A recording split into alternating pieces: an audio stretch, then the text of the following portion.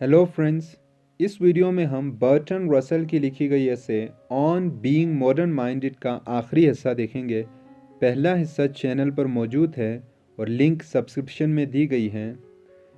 अगर आपने चैनल को अभी तक सब्सक्राइब नहीं किया तो प्लीज़ सब्सक्राइब कीजिएगा। चलिए शुरू करते हैं। Various other factors contribute to this result. इस नतीजे में कई और अवामिल का भी हिस्सा है। One of these is the rapidity of progress, which has made it difficult to do work which will not soon be superseded. इनमें से एक तरक्की की तेज़ी है जिसने ऐसा काम करने को मुश्किल बना दिया है जिस पर जल्दी फोकियत हासिल नहीं किया जाएगा। Newton lasted till Einstein. Einstein is already regarded by many as antiquated. Newton Einstein तक बाकी रहा। आइंस्टाइन को पहले ही बहुत सारे लोग पुराना समझने लगे हैं। Hardly any man of science nowadays sits down to write a great work because he knows that while he is writing it, आजकल बमुश्किल ही कोई साइंस वाला शख्स कोई अजीम काम लिखने बैठता है, क्योंकि वो जानता है कि जब वो ये लिख रहा होगा others will discover new things that will make it obsolete before it appears. तब तक बाकी नई चीज़ें दरियाफ्त कर लेंगे और उसका काम मंजर पर आने से पहले ही फरसुदा हो जाएगा। The emotional tone of the world changes with equal rapidity as wars, depressions and revolutions chase each other across the stage. जैसे जंग, मुश्किलात और इनकलाब हर जगह एक दूसरे का पीछा करते हैं, दुनिया का जज्बाती लब और लहजा भी उतनी ही तेज़ी से तब्दील होता है। And public events impinge upon private lives more forcibly than in former days. और अवामी वाक़यात पहले से कहीं ज़्यादा क़ुव्वत के साथ निजी ज़िंदगी से टकराते हैं। Spinoza, in spite of his heretical opinions, could continue to sell spectacles and meditate even when his country was invaded by foreign enemies. Spinoza अपने मुल्हिदाना राय के बावजूद चश्मे बेच सकता था और कैलूला कर सकता था, यानी मेडिटेशन कर सकता था, तब भी जब उसके मुल्क पर बाहर से हमला हुआ था। If he had lived now he would in all livelihood have been conscripted और पुट इन प्रिजन। अगर वो आज के दौर में होता, यानी जब बर्ट्रैंड रसल ये ऐसे लिख रहा था उस दौर में होता, तो ऐन मुमकिन था कि उसे जेल में डाला जाता। For these reasons, a greater energy of personal conviction is required to lead a man to stand out against the current of his time than would have been necessary in any previous period since the Renaissance. इन वजूहात की बिना पर एक शख्स को उसके दौर के हालात के ख़िलाफ़ साबित कदम रहने के लिए रेनेसांस के बाद वाले दौर से कहीं ज़्यादा अजीम एहसास जुर्म की क़ुव्वत की ज़रूरत है। The change has, however, a deeper cause. ताहम इस तब्दीली का एक मज़ीद गहरा सबब है।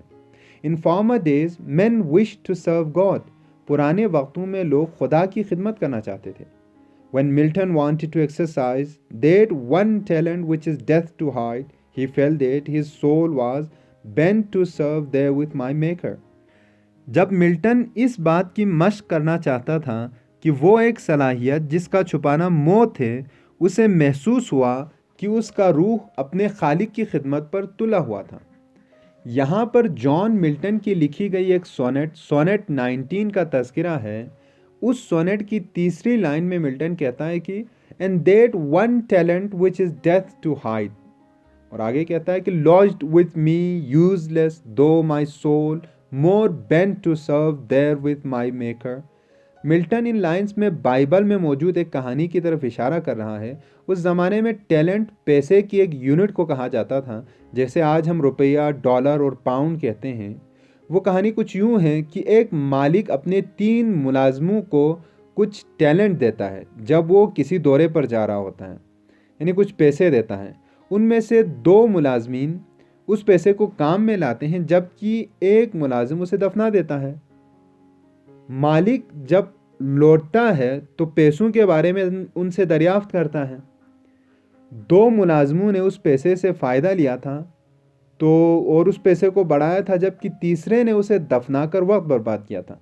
मालिक तीसरे मुलाजिम से नाखुश होता है और बाकी 2 को इनाम देता है। जबकि उस तीसरे मुलाजिम को मलामत के सिवा कुछ नहीं मिलता। मिल्टन यहाँ अपनी पोइट्री लिखने की टैलेंट का भी जिक्र कर रहा है, क्योंकि जब मिल्टन ये नज़्म लिख रहा था तो वो तकरीबन मुकम्मल अंधा हो चुका था। इसीलिए वो कहता है कि इस टैलेंट का काम में ना लाना मौत के मुतरादिफ है, गर्च मैं काम में लाने का ख्वाहा हूँ। यानी कि गर्च वो ख़ुद काम में लाने का ख्वाहा है, मगर उसकी बीनाई से महरूम आंखें उसे रोक रही हैं।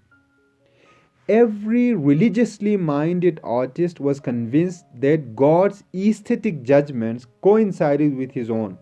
हर मजहबी सोच रखने वाले फनकार का मानना होता है कि खुदा का जमालियाती बसीरत उसके अपने जमालियाती बसीरत से इत्तेफाक करता है, यानी दोनों के जमालियाती बसीरत एक जैसे हैं।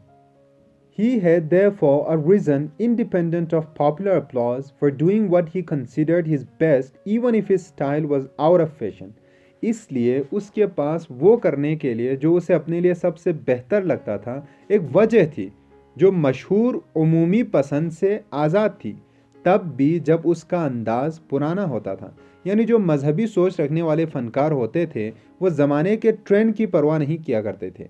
जिस तरह आज के दौर में हम में से हर शख्स ट्रेंड के पीछे भागता है और इस बात का ख्याल रखने की कोशिश करते हैं कि आजकल कौन सा ट्रेंड चल रहा है, बल्कि वो फ़नकार ज़माने से अलग सोचते थे जो पहले ज़माने के थे, गर्ची उनका अंदाज़ ज़माने के लिहाज से पुराना ही क्यों ना होता, और उनके पास ऐसा करने के लिए वजह थी, उन्हें खुद पर एतमाद था। The man of science in pursuing truth, even if he came into conflict with current superstition, was still setting forth the wonders of creation and bringing men's imperfect beliefs more nearly into harmony with God's perfect knowledge. साइंसदान सच का ताक़ुब करते हुए तख्लीक की करामात को अयां कर रहे थे, गर्ची वो असर हाजिर के वहम परस्ती या तोहम परस्ती से तसादुम ही क्यों न थे, और लोगों के नामुकम्मल एतक़ादात को खुदा के कामिल इल्म के काफ़ी हद तक हमाहंग बना रहे थे। Every serious worker, whether artist, philosopher or astronomer, believed that in following his own convictions he was serving God's purposes. हर संजीदा काम करने वाला, चाहे फ़नकार हो, फ़िलासफ़र हो या इल्म फ़ल्कियात का आलिम हो, वो ये ईमान रखता था कि अपने नज़रियात की पैरवी करते हुए वो खुदा के मकसद को पूरा कर रहा है। When with the progress of enlightenment this belief began to grow dim, there still remained the true, the good and the beautiful. यहाँ पर the true से मुराद epistemology है, the good से मुराद ethics है और the beautiful से मुराद aesthetics है। जब रोशन ख्याली की तरक्की के साथ ये ईमान कमज़ोर पड़ने लगा, तब भी सच्चे, अच्छे और खूबसूरत बाकी थे। Non-human standards were still laid up in heaven, even if heaven had no topographical existence. फिर भी जन्नत में गैर इंसानी मेयार कायम किए जाते थे, गर्चे जन्नत का कोई जोग्राफियाई वजूद नहीं था। Throughout the 19th century, the true, the good and the beautiful preserved their precarious existence in the minds of earnest atheists. पूरी 19वीं सदी में अच्छे, खूबसूरत और सच्चों ने अपनी गैर महफूज वजूद को संजीदा मुल्हिदों के दरमियान बचाए रखा। यहाँ पर अच्छे, द गुड से मुराद इथिक्स में पहले बता चुका हूँ, और द ट्रू से मुराद एपिस्टेमोलॉजी है, और द ब्यूटीफुल से मुराद एस्थेटिक्स है। तो उन्होंने संजीदा मुल्हिदों के दरमियान भी अपने आप को बचाए रखा। But their very earnestness was their undoing, since it made it impossible for them to stop at a halfway house. मगर उनकी यही संजीदगी, उन मुल्हिदों की यही संजीदगी उनकी तबाही थी, क्योंकि उसने उनके लिए आधे रास्ते में रुकने को नामुमकिन बना दिया। यानी वो एक्सट्रीम पर जाने पर मजबूर हो गए और मोतदिल नहीं रह पाए। Pragmatists explained that truth is what it pays to believe. हकीकत पसंदों ने बताया कि सच को मानने में ही फ़ायदा है।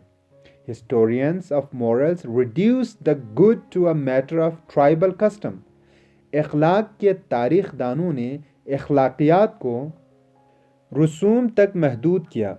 Beauty was abolished by the artists in a revolt against the sugary insipidities of a Philistine epoch and in a mood of fury in which satisfaction is to be derived only from what hurts. फनकारों ने दानिश्वरी के मुखालिफ दौर में खुशामद खेज बेलज़्ज़तों के ख़िलाफ़ बगावत के तौर पर गुस्से की एक ऐसी कैफियत में खूबसूरती को मनसूख कर दिया जिसमें सिर्फ तकलीफ़ देने वाली चीज़ों से ही सुकून मिलता है।